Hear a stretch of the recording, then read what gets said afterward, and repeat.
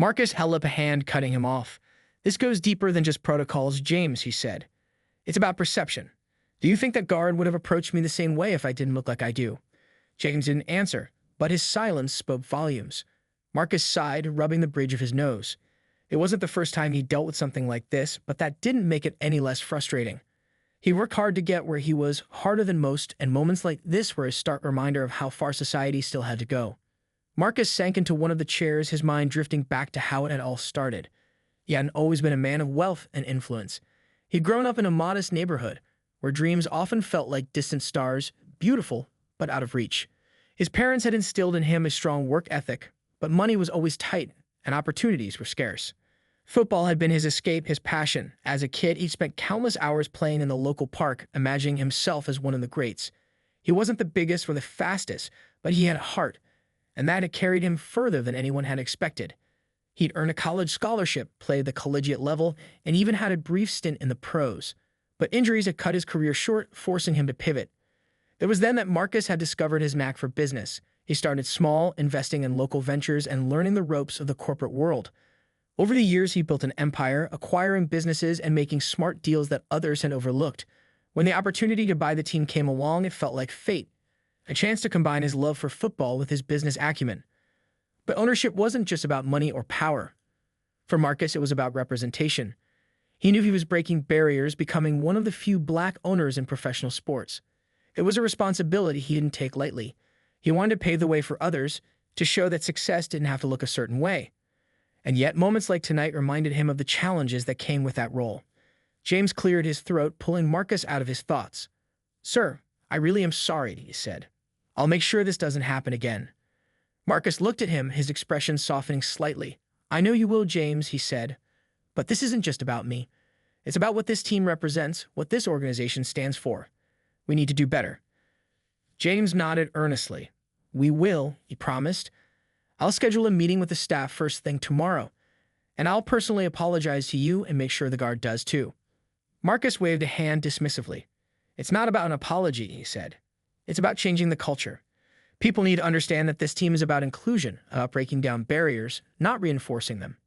As they spoke, the game continued outside, the crowd erupting into cheers and groans with each play. Marcus glanced out the window, his eyes narrowing slightly. He couldn't afford to let this incident overshadow the bigger picture. The team was in the middle of a critical season, and he needed to ensure that everything, on and off the field, was running smoothly. Just then, his phone buzzed in his pocket.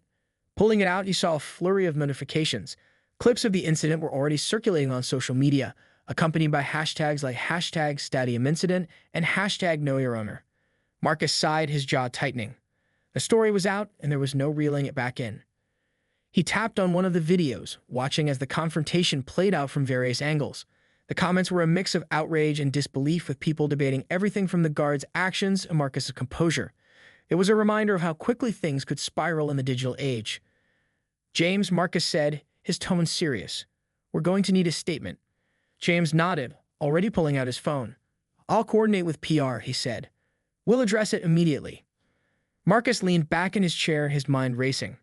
This wasn't how he'd envisioned the night going, but maybe there was an opportunity here. He faced adversity before, and each time he used it as fuel to push forward. This would be no different. As the cheers from the crowd echoed through the stadium, Marcus made a silent promise to himself. He wasn't just here to own a team.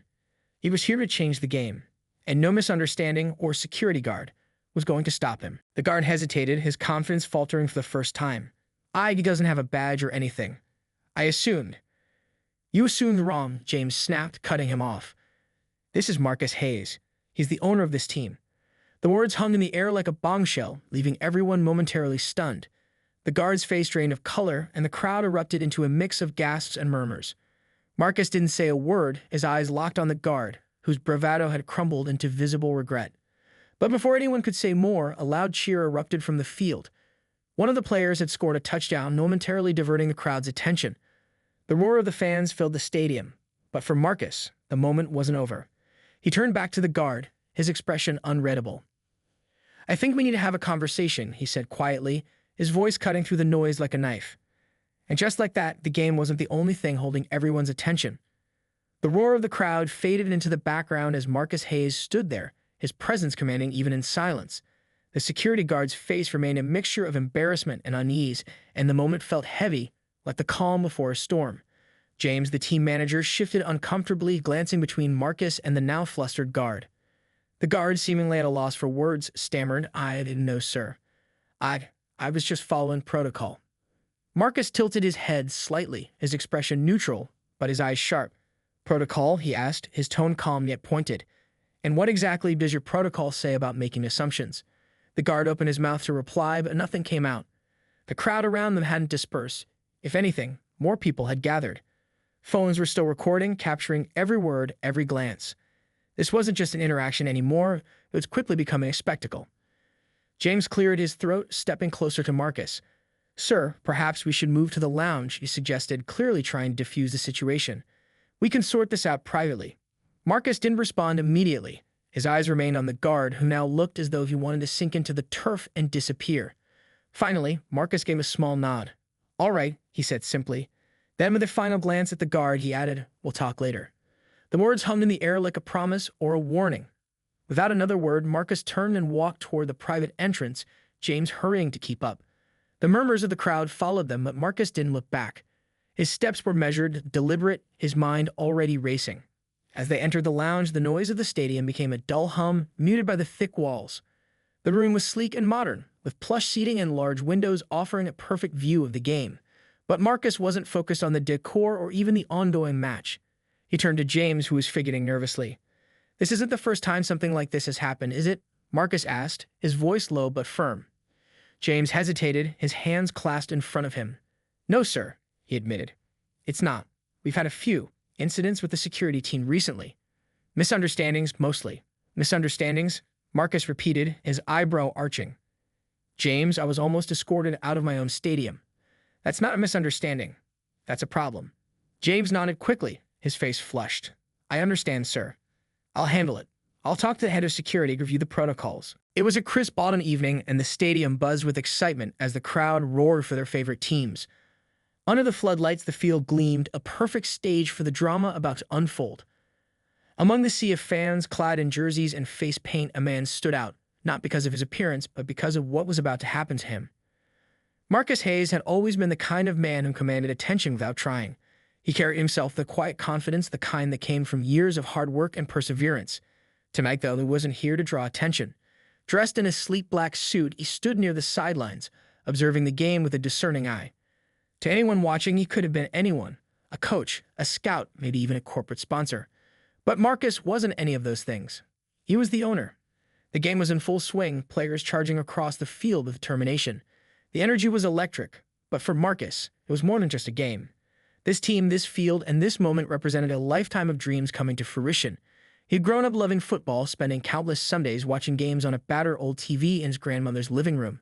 Back then, he'd never imagined he'd one day own a team. But dreams have a funny way of sneaking up on you, especially when you refuse to let them die. As Marcus watched, a security guard approached him. At first, he didn't pay much attention. Security guards were everywhere, after all, ensuring the safety of the players and fans. But this one wasn't just passing by. The guard, a burly man with a no-nonsense expression, stopped right in front of Marcus and crossed his arms. "Excuse me, sir," the guard said, his voice firm. "You can't be here. This area is restricted." Marcus blinked, momentarily caught off guard. "I'm sorry, is there a problem?" The guard's eyes narrowed, glancing at Marcus's suit as though it were somehow out of place. "This area is for authorized personnel only. I'm going to have to ask you to leave." The surrounding fans began to notice the exchange. A few heads turned, their attention shifting from the game to the brewing confrontation. Marcus could feel the weight of their stares, but he stayed calm. "I am authorized to be here," he said evenly. "Perhaps there's been a misunderstanding." The guard didn't budge. "Look, I don't know who you think you are, but you need to leave before I have to escort you out." Marcus felt a flicker of frustration but kept his tone measured. "I think you'll find that I'm exactly where I'm supposed to be." By now, the tension was palpable. Nearby fans began whispering among themselves, and a few even pulled out their phones to record the interaction. Marcus could hear snippets of their murmurs. What's going on? Why is security messing with him? Did he do something wrong? The guard, perhaps sensing the growing attention, stepped closer, his stance more aggressive. "Don't make this harder than it needs to be," he said, his voice low but threatening. "Let's go." Marcus held his ground. He could have easily revealed his identity then and there, but something stopped him. Was it pride, or maybe he wanted to see just how far this guard would go? Either way, he wasn't about to back down. The murmurs grew louder and more phones were pointed in their direction. The players on the field remained oblivious, their focus on the game, but the crowd was slowly being pulled away from the action. Marcus could feel the weight of the moment, the tension crackling like static in the air. Just then, a voice rang out, cutting through the noise like a sharp whistle. "What's going on here?" Marcus turned to see another man approaching, this one dressed in the team's official jacket. It was James, the team's manager, and someone who knew exactly who Marcus was. James' expression shifted from confusion to alarm as he realized what was happening. But before James could speak, the guard doubled down. "This man is in a restricted area," he said quickly. "I was just escorting him out." James froze, his eyes darting between Marcus and the guard. "Escort him out," he repeated, his voice tinged with disbelief. "Do you have any idea who this is?"